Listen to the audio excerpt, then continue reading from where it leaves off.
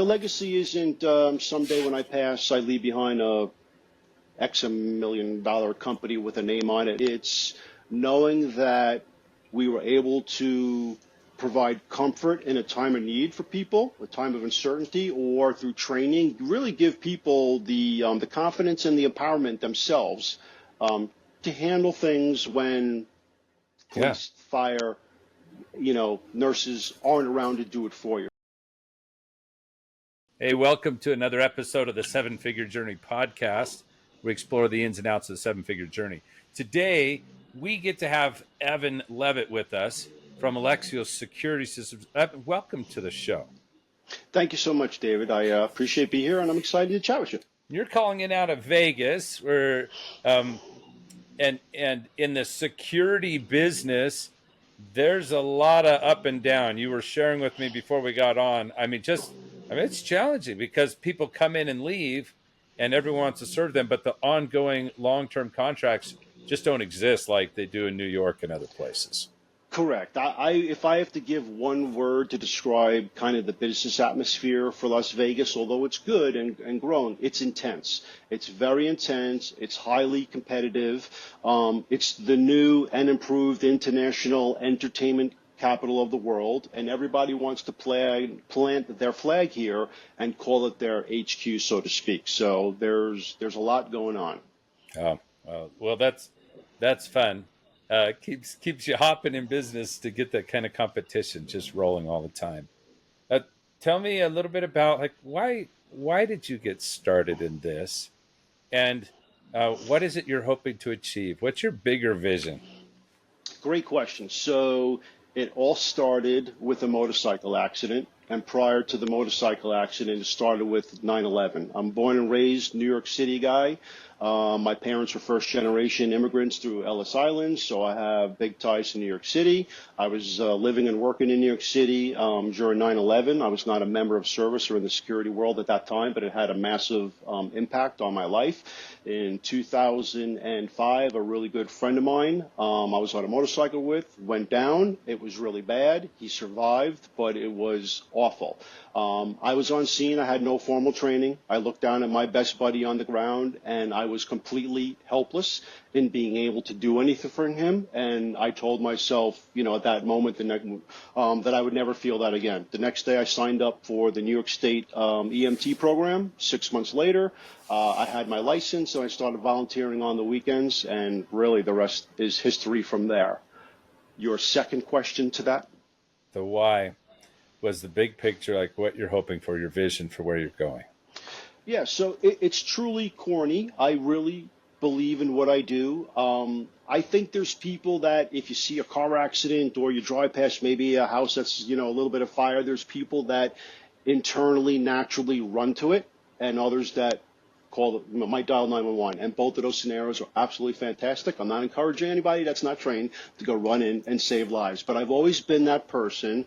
And then just through becoming an EMT, I was in my 40s, and that's kind of when the midlife crisis happened, that I wanted to transition at that time from more of a white-collar position world to becoming more of a member of service and doing something that was more satisfying to me. At the end of the day, doing business was great, but it wasn't as fulfilling as volunteering as a medic on the weekends. That's really cool. Yeah, I love that. I love the passion behind the business itself. You got into this because you're like, I want to make a difference. I want to be useful in a personal way to people who need something now, right? Very first responder style. Absolutely. So you didn't just come up with an idea and start volunteering only. You then built a business from, next to nothing. What did you say? It was like $300 or $600 in the bank. And then you're like, all right, let's get this thing going. And you've built it and bootstrapped it. And now you've got a 7-figure business with, no debt, no burdens on that, but still the hard work of doing everything on your own and funding it. Well, it is hard work, and I'm not doing it on my own. I have two fantastic partners, and I like some of the guys out there like Robert Kiyosaki that know that there's people that you have to surround yourself with people that are way smarter than you or experts in their own lane. So I know what I know, I know what I don't know, and as stubborn as I am, I'm not stubborn enough to not seek the help or connect with people for the greater good. So I have two fantastic partners. We have a fourth person, Sheila, in our chain of command. That's really the glue that holds the field and keeps all the guys in the field together. So when you have a strong team and strong leadership and everybody has their roles and responsibilities, and not only that, they can cross pollinate, so to speak. If somebody falls off, another person can step in on that role. So we just work well together. We stay in our lanes. We focus on our strengths, and we support each other as best as we can. All right. Normally, I have to ask people to share their insight. Tell me the thing you've learned in your business journey. But for the listeners, let's just sit in that again. I teed it up. As so you just like built this thing from scratch. You're doing this up and on your own, and right away you jumped in. I know. I'm being. There's no building it from scratch, right? It's a lifelong journey. There's an entrepreneur, there's a wantrepreneur that's always been in me. My brothers, my father, my grandfather, my uncles, they were all business guys. So somewhere in me, and with a lack of formal education, I didn't go to college, I didn't get good grades, I didn't have a formal plan to become a doctor, a lawyer, an electrician, a carpenter, whatever it might have been. So I was always in sales. I was always in business, following the footsteps of the men that were in my life. The motorcycle accident got me into becoming a member of service. The member of service then got me to becoming a member of service within the Venetian Hotel and in the security department there. So all these dots just happened to connect. My original plan was to move to Las Vegas to get on to the Clark County Fire Department, and even at 40, maybe put in another 20 years, retire with a pension, and again, have that satisfying second half of my life being of service to others. Moved to Vegas in 2007 when the economy tanked and everything was just a different story. But I was in the right place at the right time, and over the course of 15 years, dots presented themselves. Yeah. And led me to where I am now. So it's 15 years that I've been in Las Vegas in the security industry, and all of those folks and all of that network that has followed me along the way, that when I with my partners were ready to launch Alexios, we had an existing network at the time. And you had learned that it's about the team. You found people who cared about it, who had the skills. You didn't have to figure it all out. Better yet, let's just draw the right people in, right? That matters. Absolutely. And I'll wrap myself out in the beginning, because originally when I was thinking about where my career was going, I made a decision quite a few years ago that I just no longer want to be an employee. There's only a certain amount of control or no control over my destiny, my passion, and what I want to do and what I want to try to control for myself that I cannot accomplish as an employee. So I drew a line in the sand a few years ago, and I left without a plan B other than I'm going to figure it out. And then bringing it up to present, it's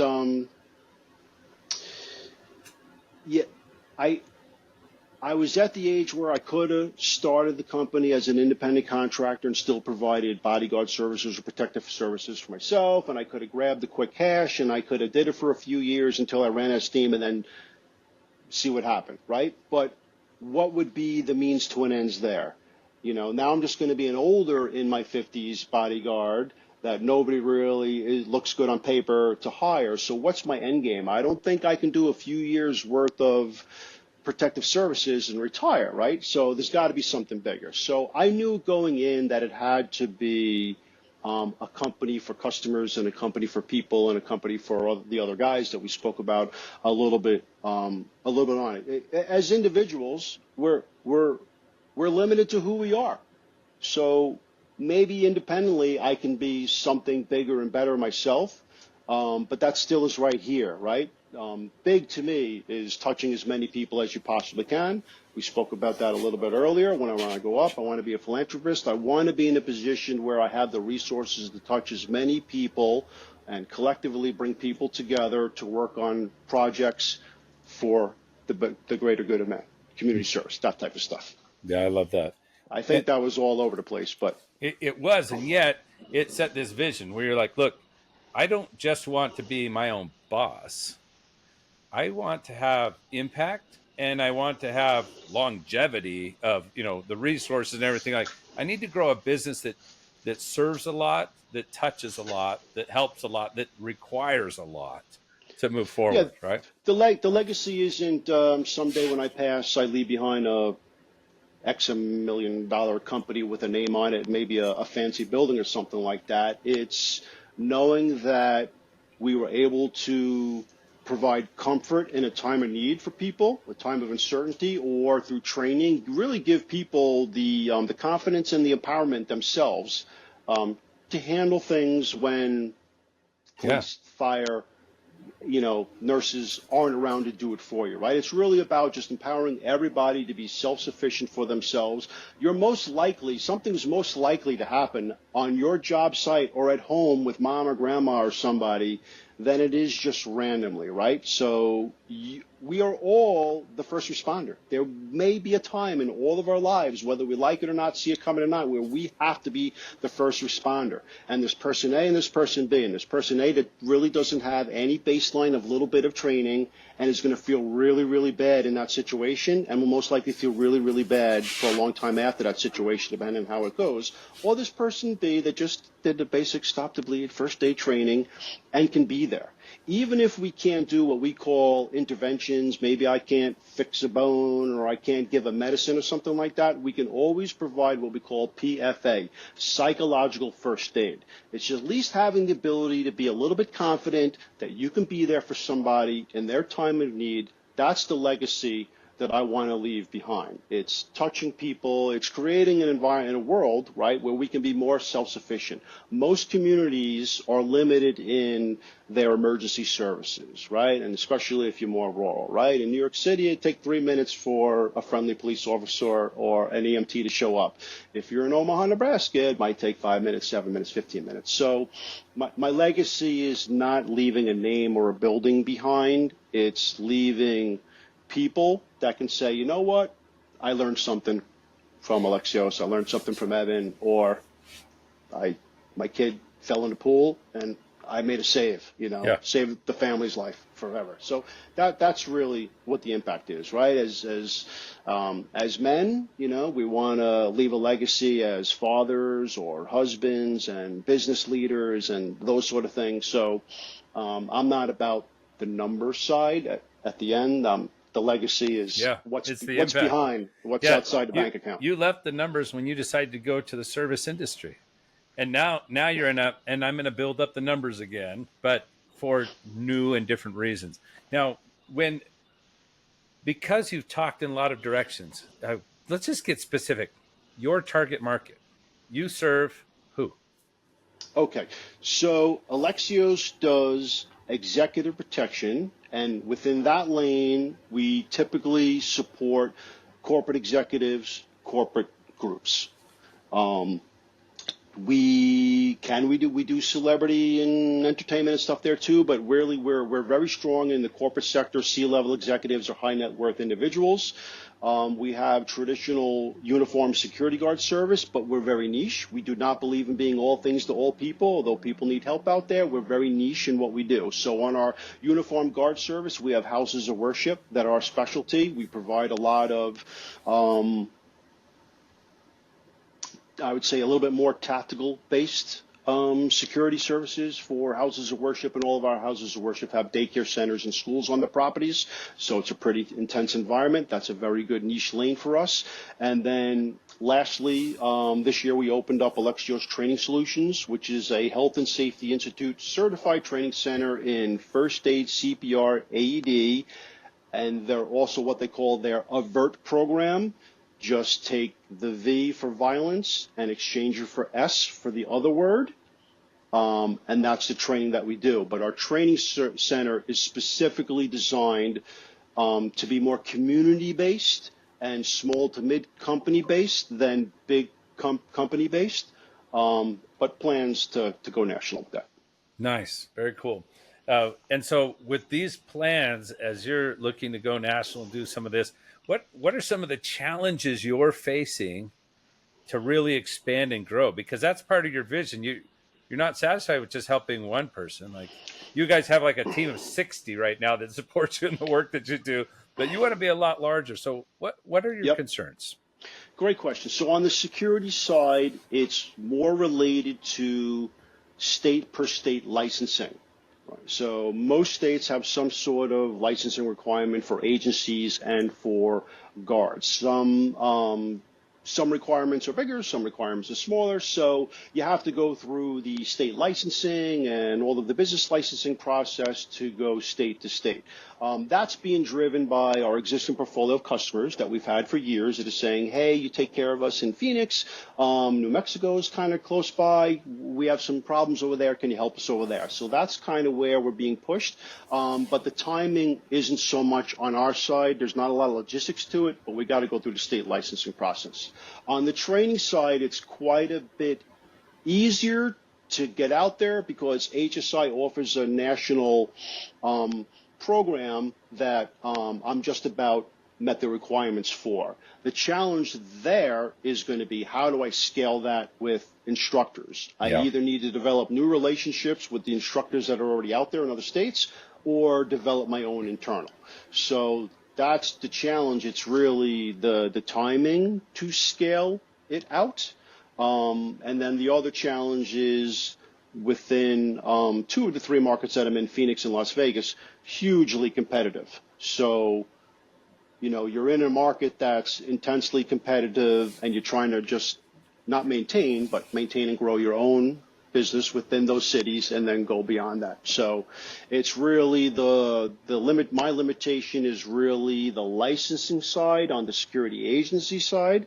I could be in any state in the flight to go help somebody, but we have to be legal about it, right? So that's really the barrier. It's the state licensing, and then really it's the same question or challenge that everybody has is sending an email or getting on the phone and hoping that person says, yep, tell me more.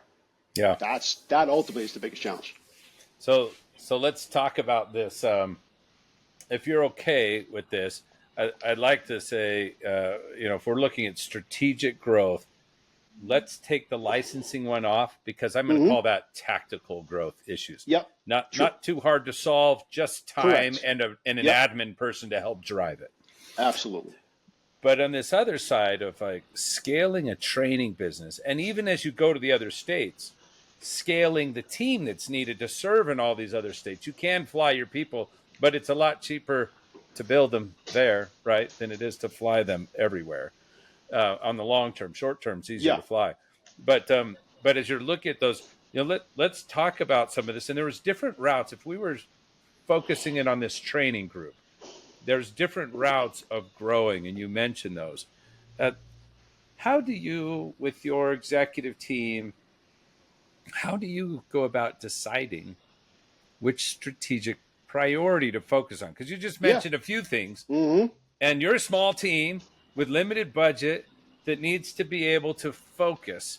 How do you know which of those you should be focusing on right now? And then, 2, within those lanes, which route to take? Do you have a system right now to help your team think strategically with you and make those kinds of decisions?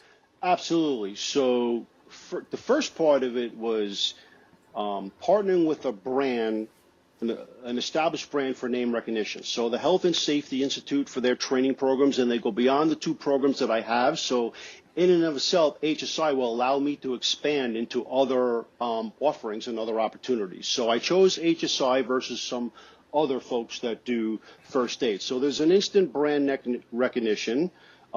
They're accredited certifications. They're recognized by OSHA, so there's a lot of compliance that's built into that. So when I speak to a prospect, there's a lot of credibility that comes with it. Now, strategically getting to where am I going to target, I'm licensed in the state of Nevada, and we're licensed in the state of Arizona. We have an existing presence in Phoenix, we have an existing presence in Vegas, and we have an existing presence in Reno. So those are my three places that I focus on for both security services and training. I carve out dedicated time for each city. Some may have more time just depending on what activity is going on. I might be getting a little bit more response in Reno, and I focus a little bit more on the interactions that are going on in Reno, so it's a little bit fluid. But those are my three targets, and I demographically intel the heck out of all of them. I am very specific in my business development. I have specific targets of companies that I want to go after, or industries, companies, titles, positions. And I research and create my funnel or my pipeline, and I specifically go out after all of these targets, and I don't stop until I get there, or there's no opportunity. Yeah. But there's mostly always opportunity. So I'm going to push just a little bit and ask. I'm hearing you say a lot of I build and I do these things, but you are such a we-driven way of growing a business. Are you the business development for your company right now?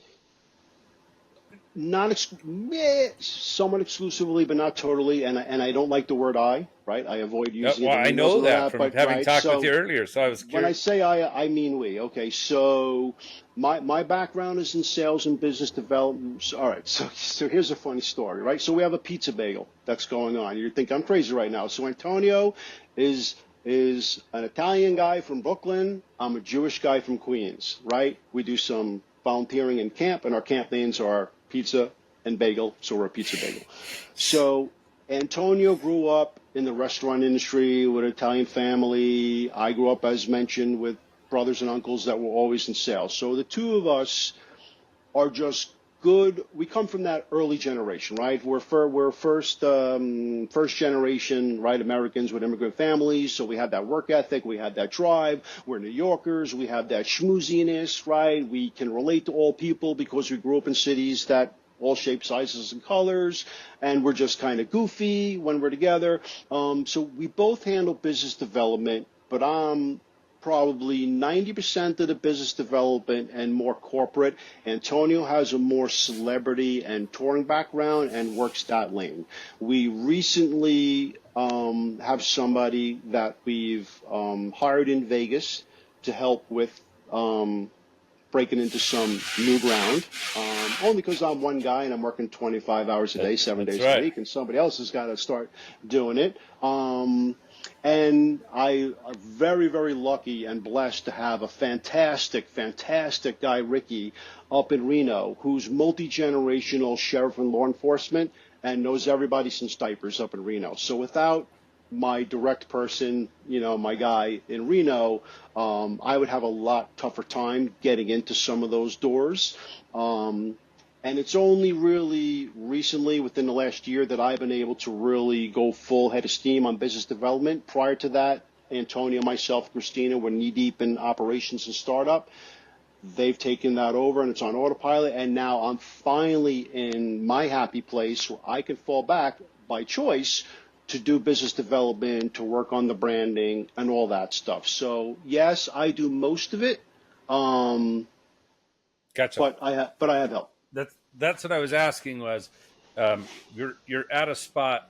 When I hear someone say strategically they want to think about going national, right? Or even if they want to think about tripling in size. Mm-hmm.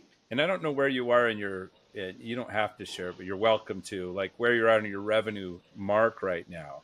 I know you're in the 7-figure space, but generally speaking, the 1 to 3 million journey to 4 million, right around in there. Yep. You could kind of pull off. You, maybe another person hanging out, helping you on some things. Agree.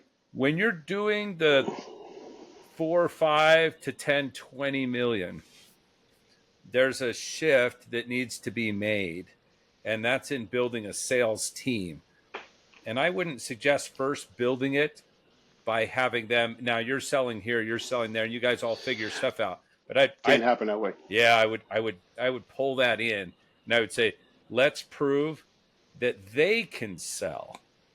1, 2, 3 million without me.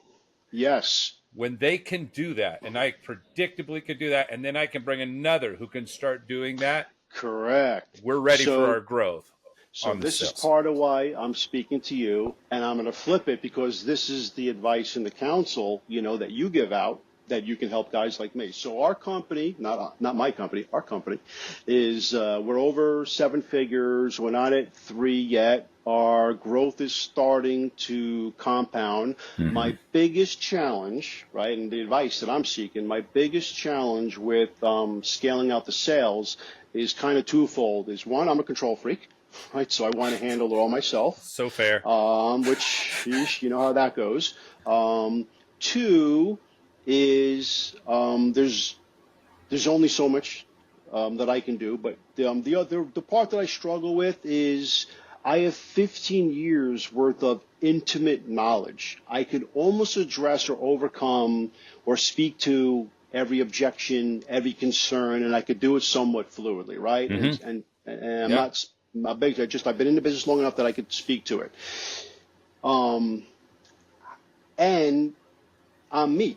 So when I'm speaking to David or I'm speaking to Bobby or I'm speaking to Susan, it's me and my personality. So there's a little bit of my personality or of all of our personalities and our ability to build rapport and have that connection with people that how do I get somebody else to be my mini-me or be the proxy of me and kind of be in alignment with my model, my philosophies, my culture, right?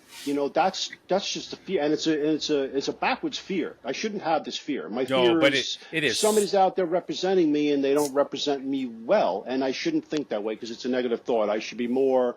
Find the right person to represent me the right way. But for it. We could shit all over ourselves all day, and that's not going to help us. Like right. I should. But really, I mean, that's real. How do I give the keys to the car to my teenager? That's right. And not stress about it. That's right. And they're going to drive differently than you do.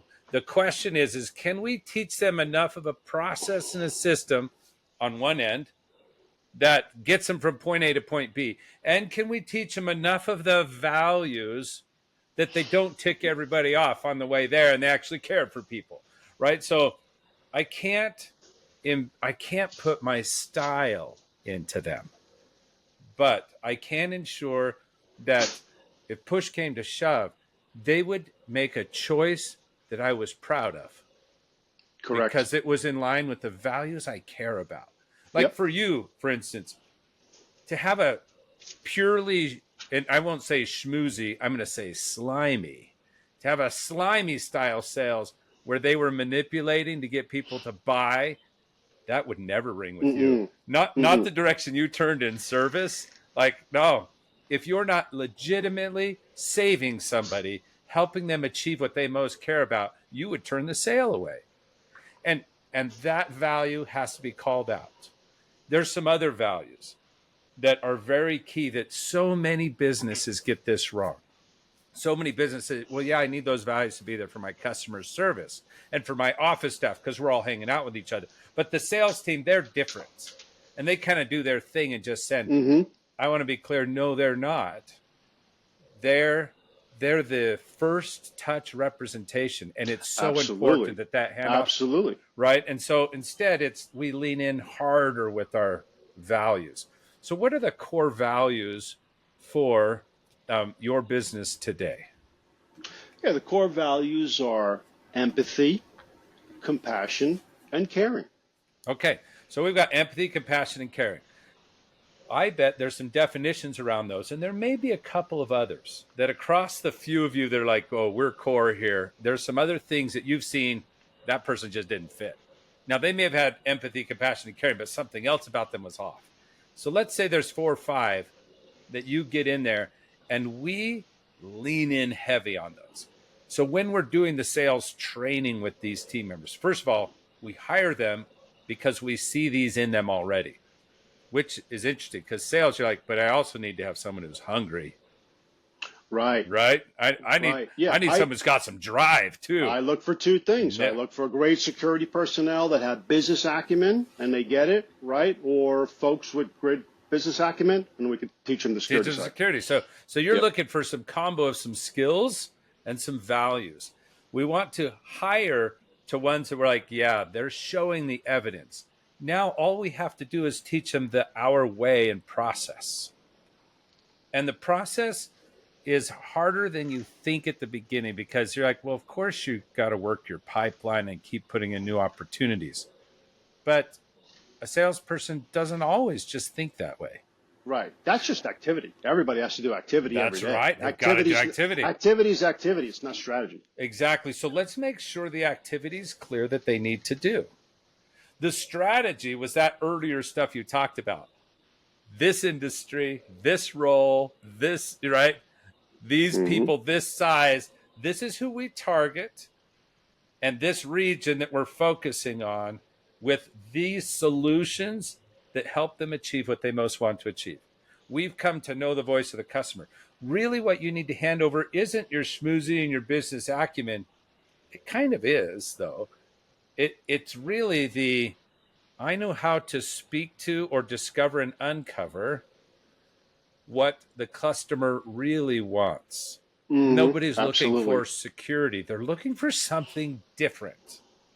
And security is the label they use to take care of that sense, that feeling, correct, that confidence, that ability to think clearly, because they're not constantly monitoring what's happening with my family, these high net worth individuals, right? Because they've got their brain on, I've got to protect. And if they're thinking that way, they can't think I've got to grow. So you're freeing people up to think growth because you're taking care of the protect for them, right? Whatever it is that thing is, you're teaching your salespeople to identify that. Correct. That's the strategy play, and that's the Evan way or the Alexios way that has to be taught to them just as effectively as you would teach someone how to rescue someone who had an artery bleeding. Absolutely right. Yes. Stopping a bleed and cold calling and sending a prospect email is same skill sets. Same stuff. And so getting clear about those and then and writing them down. Right now, you don't have to write much down and you don't go back to a script. But you've got to start your people slow with clarity. When you show up at an accident, you know how to jump in. You have now unconscious competence, meaning you've grown to the point that the autopilot runs all of that and you can then see the rest. Well, at the beginning, we've got to get very clear. So begin documenting. One of the ways that a genius salesperson can succeed in building another one, if they feel like they want to, and that's hard. You may not want to. You may want to find a sales leader who extracts from you and builds others. It may not be you. You have to decide. But if it's you, then one of the ways people make that shift is they get an assistant that follows them around and just creates SOPs like crazy. They're just documenting everything and they're creating their comeback. How did I do? So you don't have to think about it as much. You get to respond to them creating. That's one of the ways. The other way is they get intentional and they just record and they give their new employee the job to write it up and follow it. Right. So the new team members, in essence, the person creating the SOPs. Yeah. They're doing intentional. It together. That's right. A great word. So just think intentionality around taking your unconscious genius and making it explicit, written out, and understood. Not so rigid that the people can't put their own style in. Right. Absolutely. Yeah. You have to be you. Because they got to be personal. Yeah. Absolutely. But enough that your deep understanding of the customer's needs and how you get to that is written out in a pathway. And that's the stuff that I would be looking at right now is what's the process? I need to have the activities listed that need to be done regularly. And then I have the effectiveness. These are effective ways of doing these activities. And here's the deep understanding of the customer. So I would begin writing some things out, however you want to do that. Yep. And start building in, here's our training time and here's our real review. You know, we're going to do game footage review, recorded call type stuff that we're talking about, that I just get a rhythm in place. When I have the rhythm in place with that one other person you've got kind of helping you and you're starting to get that going, let's then ensure we have enough leads coming in or the right activities can generate enough leads to warrant another salesperson and begin the experiments. So those would Yep, be some of agreed. my thoughts through the process. Great feedback. Yep, great feedback. Once you've mastered it and you can do it well, um, then your only thing is how do I build enough sales leaders? Because you Correct. can start to blow up and go Yeah, everywhere. yeah, that's ultimately what it has to be, unless I can find cloning, which is probably not going to happen. It's a little ways out. It's a little ways Yeah, out. Yeah. yeah. So anyway, Evan, thank you so much. One, for being real. Two, for bringing so much great insight for people and for your passion to make a difference. So we love working with people like you. If people want to get in touch with Alexios, how would they find you? Easy enough. AlexiosSecuritySolutions.com or find Evan Levitt. Google me or find me on LinkedIn. LinkedIn's my happy place. I spend a lot of my time on LinkedIn. Very cool. Thanks again, Evan. What a fun David, call. Yes. yeah, no, I was going to say, David, thank you. I really appreciate this. I love what you're doing. It's really important to get your message and your training out there to the masses. Thanks so much.